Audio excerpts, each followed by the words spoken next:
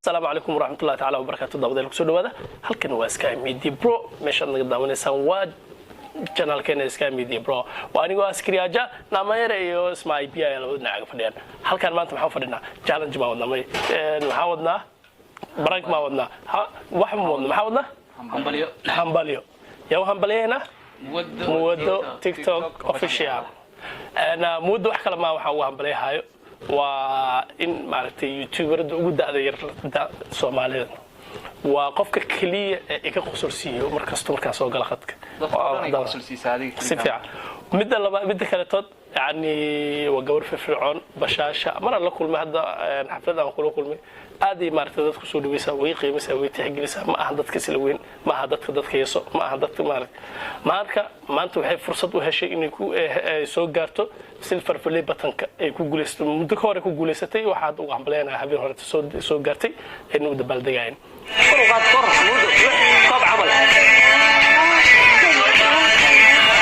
manina waxaan leeyahay hambalyo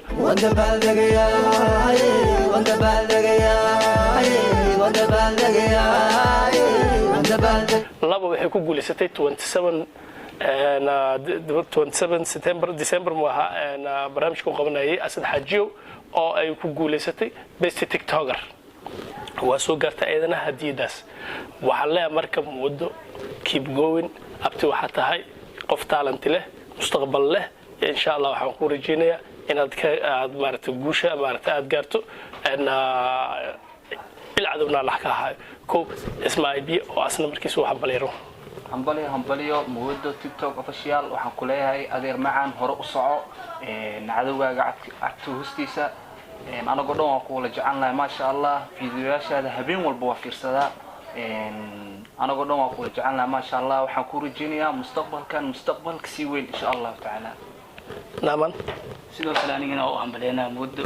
gabadha kaliya TikTok aan ka taageero YouTube kana sidoo kale marar badan waxa way fiidiyoshooda ku qoslay ma sha Allah fiidiyoshooda ugu qosolka badan TikTok mar alla marka TikTok soo galno waxa jeclaa iyada la fiidiyo cusub ee soo dhigtay inaan fiirsado